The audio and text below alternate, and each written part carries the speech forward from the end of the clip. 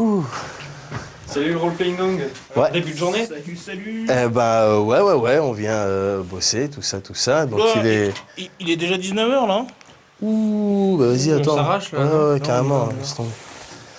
Bon, à bientôt. Fin de journée. Ouais. Salut. Ciao.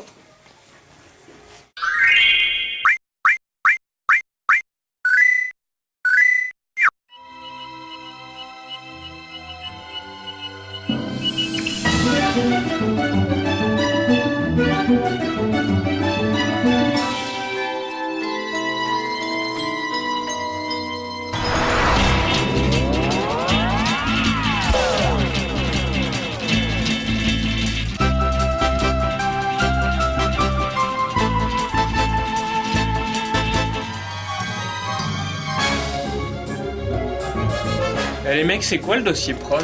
C'est rien, touche pas. Qu'est-ce que vous faites là? C'est pour un making-of pour le prochain EXP. Ouais, on fait ça c'est la séance d'écriture, on est en pleine séance d'écriture, voilà. Ça remue des méninges quoi. Voilà. Et vous avez un thème pour le prochain EXP? Disgaea. Ouais, là. Disgaea.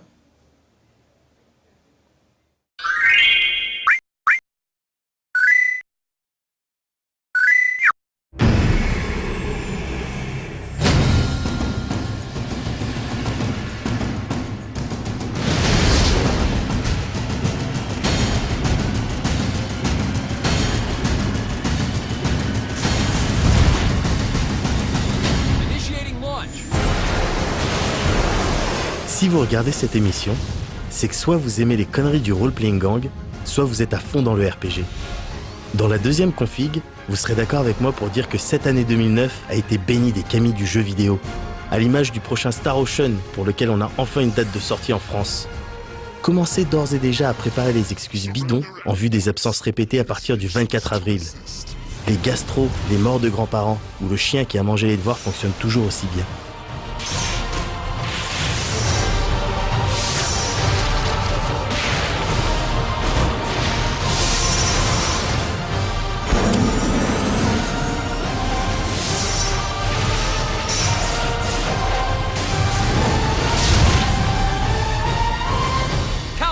Engage!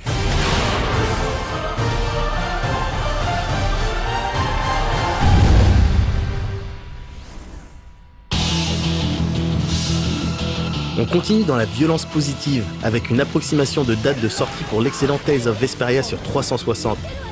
Printemps 2009. Alors ouais, c'est vague, hein, mais au moins il sort chez nous. Pour rappel, ce Tales of développé par la team à l'origine de Tales of Symphonia et Tales of the Abyss vous place dans la peau de Yuri, un mec bien stylé avec un sens de la justice, comment dire, super subjectif. Ça change des ados torturés qui se cherchent pendant la moitié du jeu. Si je suis aussi enthousiaste concernant cette sortie, c'est que j'ai déjà retourné la version US. Et c'est vraiment, mais genre, vraiment que du bonheur. Minna! 僕に命を預けてくれ清き聖断をセイクリッドクラ応援ブユリと旅をしていると私も見つかる気がするんです。私の選ぶ道が。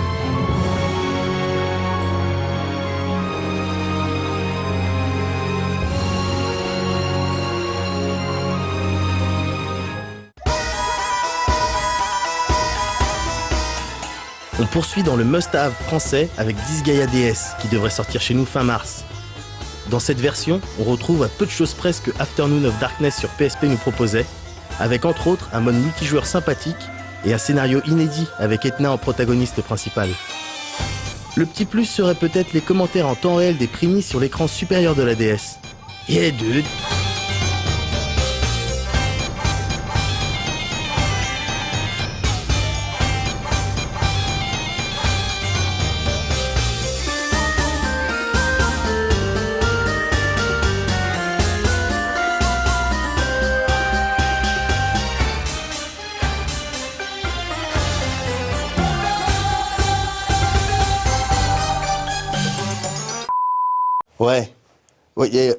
Ouais. Et y a qui? Bah vas-y, on arrive. Y a à boire? Bon, attends, quitte pas. Attends, ta gueule. Mickey, va prendre dans le frigo de No Life, là, va prendre un paquet. Ok, lequel? Prends celui où il y a marqué ne pas toucher, signé Dr Lacave. D'accord, ok. Vas-y, on arrive, ouais. Vas-y, à tout de suite. Qu'est-ce que vous êtes en train de faire là? Bah là, c'est clair, on va se... Non, on va s'en on va vrai d'idées.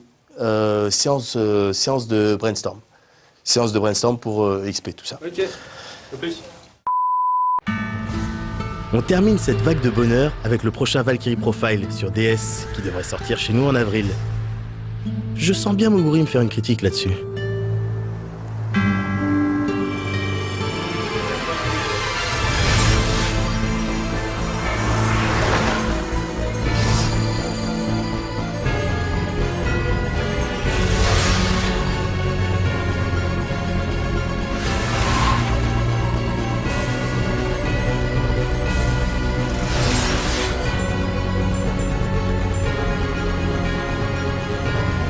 Voilà, c'est tout. Quoi? Non, attends, non, vas-y, on va pas montrer le dernier trailer de FF13 avec du vrai gameplay dedans, ça va, attends. Eh oh, c'est pas une émission pro Square Enix ici. Oh, vous êtes chiant. Ah, voilà, bah voilà. Eh, regarde les fanboys. Ouais, voilà. Regarde, ils sont durs de partout. 目覚めてからの13日が世界の終わりの始まりだった。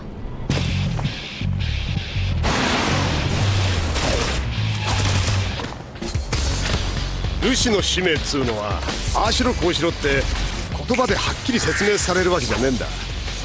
使命が分からなければ果たしようもない。もう見たと思う。安心しろ。アルスに追放なんてさせない。俺らがどうにかするから。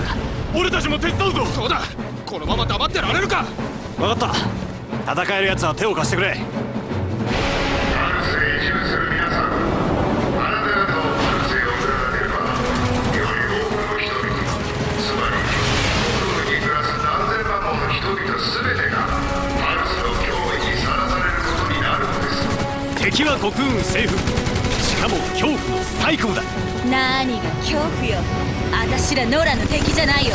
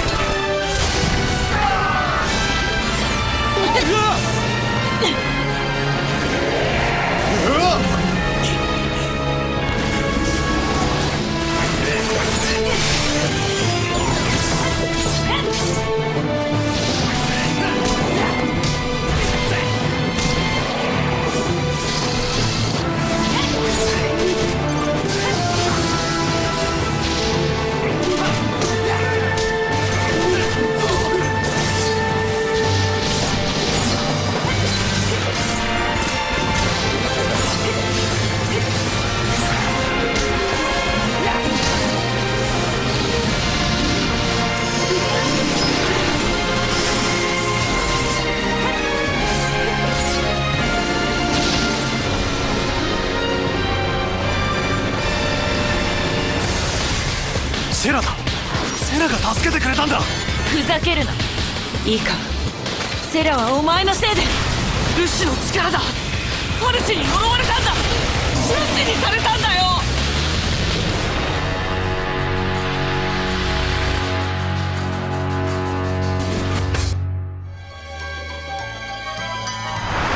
T'es sûr que ça va marcher? Ouais, t'inquiète, je fais ça depuis le début. Chut, il arrive. Chut. Salut les mecs. Ah tiens, Oblive, nice. Nice. Eh ben, on vient de recevoir Persona 4. C'est vrai, on peut jouer? Ouais, vas-y, bah tiens, installe-toi. On t'a tout préparé. Cool. Allez, fais-toi plaisir. Nous, on a un truc à faire, là, on revient dans 3 jours. Ok.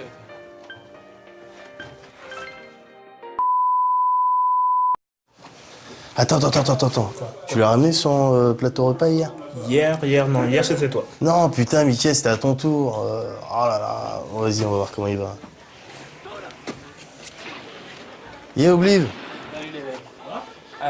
Alors?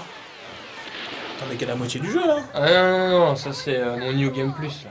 Ah ouais, non, ok, bien. Vas-y, Mickey, tu peux appuyer sur stop. Donc là, on vient de faire ce qu'on appelle une saisie hein, dans le jargon professionnel, c'est-à-dire qu'on a enregistré des images de jeu pour le prochain sujet de XP. Donc voilà. Il y a quelque chose qui pue là, non? Oh non, on a oublié la bassine. Oh merde.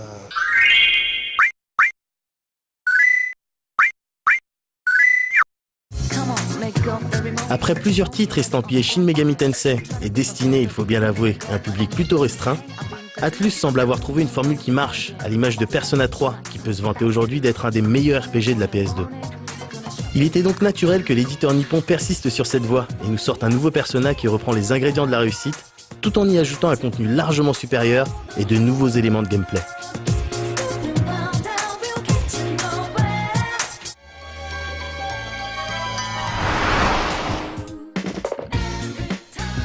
Dans Persona 4, vous incarnez un jeune lycéen parti étudier chez son oncle à la campagne. Alors que tout semble paisible à Inaba, un petit village qui a toutes les caractéristiques du bled bien pourri, votre année scolaire se voit vite perturbée par une vague de meurtres inexpliqués. Vous vous apercevez par la suite que les victimes apparaissent systématiquement quelques jours plus tôt à la télé. Le mystère s'épaissit encore plus lorsque l'on découvre que ces apparitions ne s'effectuent que sur un poste éteint, les soirs de pluie à minuit. Le process est toujours le même. Les victimes commencent par apparaître sur la Midnight Channel.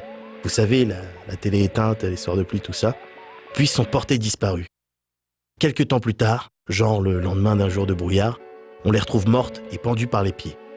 Le truc de fou. Aussi, ces homicides semblent avoir un lien avec les récents pouvoirs que vous avez développés. Ces derniers vous permettent, entre autres, d'explorer un monde parallèle qui se trouve derrière chaque écran de télé. La police étant totalement dépassée par les événements, vous et les quelques camarades qui partagent vos pouvoirs mènerez donc l'enquête afin de mettre un terme à ces crimes. Il faut avouer que c'est agréable de voir les forces de l'ordre ramer, surtout lorsque c'est votre oncle détective qui en est à la tête. Mais vous vous rendrez vite compte que malgré vos pouvoirs et votre avance relative sur l'enquête, le darkness qui se dégage de ces meurtres est bien plus complexe qu'il n'y paraît.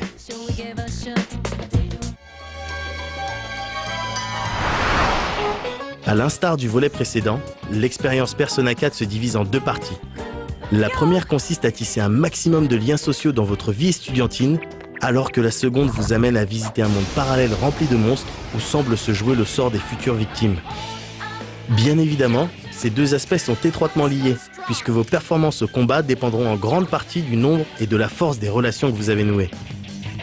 Le système S-Link est donc de retour, et avec lui tout un tas d'histoires originales, allant de passages tout droit tirés de shonen façon Lovina, aux histoires dramatiques comme Atlus sait bien les faire, en passant par des relations un peu plus légères mais tout aussi appréciables.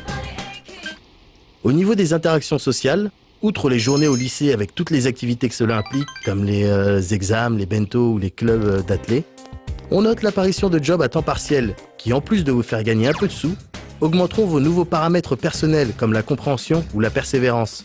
Ces jobs à faire chez soi ou à l'extérieur seront aussi l'occasion de nouer de nouvelles amitiés. Et qui dit nouvelles amitiés ES. Comme par exemple la petite infirmière, qu'on s'amuse à tringler sur les lits de l'hôpital. Et ouais, Persona 4 se veut beaucoup plus adulte, en abordant des sujets jusqu'alors relativement tabous dans le jeu vidéo. Bref, toutes ces escapades, toutes ces sorties entre jeunes et d'une manière générale, tous les efforts que vous faites pour multiplier et intensifier vos relations ont un but bien précis. Le tout a un impact direct sur le système de fusion de Persona, un principe commun à plusieurs mégathènes. Plus la relation avec une personne, et donc avec une arcane du tarot, est élevée, plus le résultat de la fusion concernant cet arcane sera satisfaisant. Ah, la fusion, avec sa Velvet Room et Igor en maître de cérémonie. Ici, le principe est toujours le même.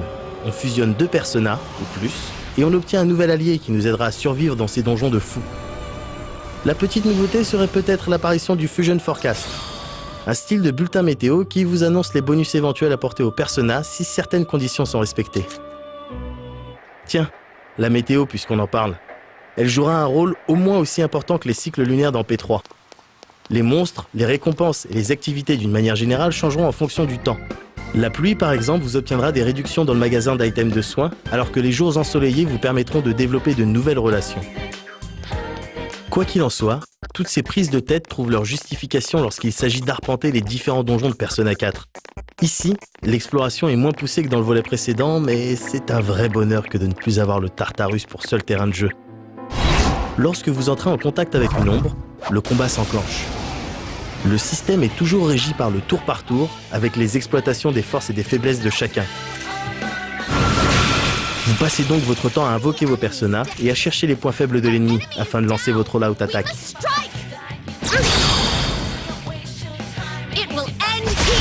L'ensemble est plus dynamique que dans P3, dans la mesure où vos coéquipiers se voient attribuer de nouvelles aptitudes. Si vos liens sociaux avec eux sont assez forts, ils pourront par exemple prendre un coup fatal à votre place, ou bien soigner un état anormal après avoir exécuté un coup critique. Un petit plus qui enrichit l'aspect stratégique des combats. À la fin de chaque bataille, vous obtenez les XP, les sous et les loots qui vont bien. Ces derniers pourront être revendus aux marchands d'antiquités qui les utilisera afin de fabriquer de nouvelles armes et armures, ce qui aura pour effet d'étoffer ces articles. Un principe qui n'est pas inédit, puisqu'on peut le voir dans FFTA 2 par exemple, mais qui reste agréable. Les fins de combat seront aussi l'occasion d'obtenir de nouvelles personas à travers un petit jeu de Bonto déjà présent dans P3. En plus de récupérer de nouveaux alliés, vous aurez par moment la possibilité de tomber sur une carte d'arcane majeure qui, à condition d'avoir de la chance, vous octroie des bonus en tout genre, comme un gain d'XP supplémentaire ou une carte complète du niveau.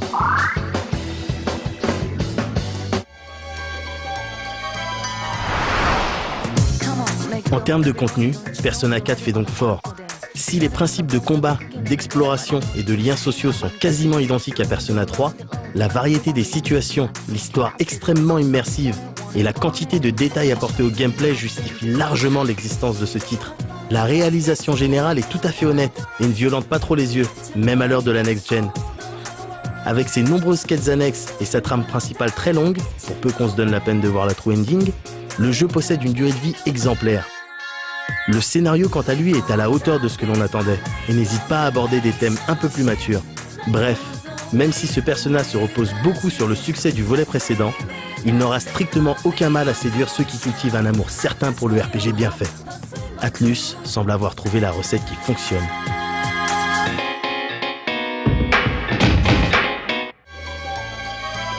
Comment on pourra partir là-dessus, pas trop déconnant.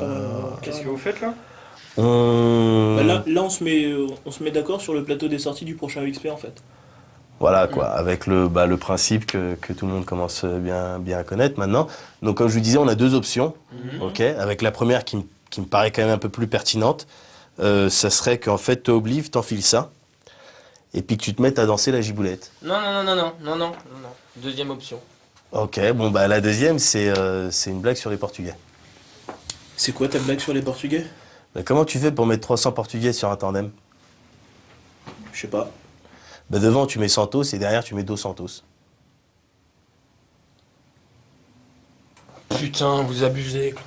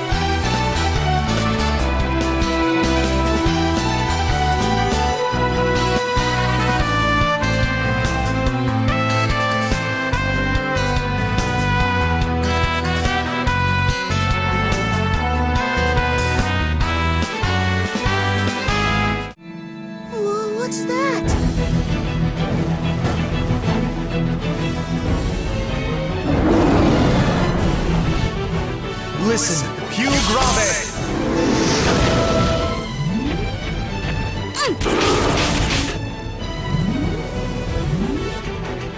Take that! Sacred Strike! Phoenix Rising! Shooting Star! You must know what's coming. Galactic Nebula! I assure you I'm quite serious. Gale Assault! Void Edge! Whirlwind! Donc là, l'émission est bientôt finie, c'est ça? Ouais, alors on en est à ce qu'on appelle la phase de post-prod. En fait, dans le jargon, ça veut dire Production. Ouais, voilà, production, ouais. Et ça, c'est Cyril qui s'en occupe, ça. Donc d'ailleurs, je lui passe un petit coup de fil. Yeah, copain. Ouais, nice. Ouais, UXP, là, t'as fait tous les trucs, là, par ordinateur, là? À quoi? Un conducteur? Pourquoi tu vas aller où? Un conducteur pour l'émission? Ouais, ben non, mais t'as qu'à faire comme d'habitude, là, tu sais, tu mets le générique, là. Après, tu mets quand il y a nous, là. Quand on fait les trucs, là. Et puis après, tu mets les jeux. Les jeux en 3e. Voilà, tu mets les jeux, et après, c'est la fin de l'émission. C'est bien, ça. Hein? Voilà. Allez, ciao. Merci pour la dire, merci. Ok. Donc, voilà, quoi. En gros, vous avez suivi le process de conception de XP, et j'imagine que vous vous êtes rendu compte que c'est pas tous les jours facile.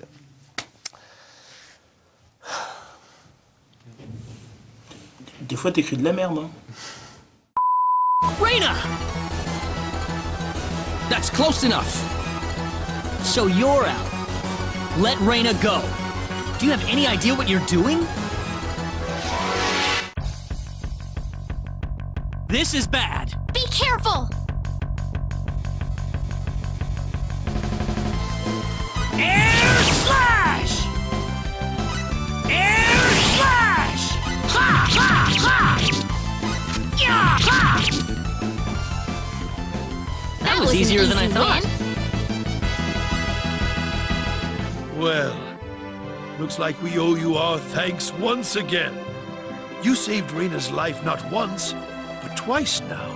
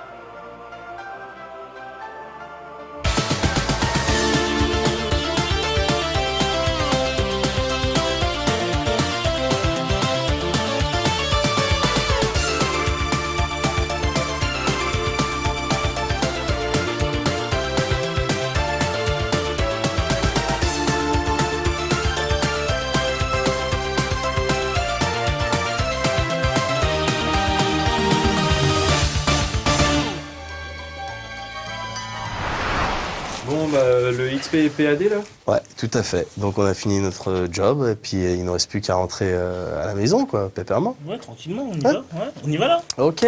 Attends, vite fait, oublie, où est-ce qu'il est, mon cycliste, là, truc body, tout ça? T'es mieux? Non, je te l'ai rendu. Ah, ok, ok, très bien. Bon, allez, ciao. Salut. Ciao.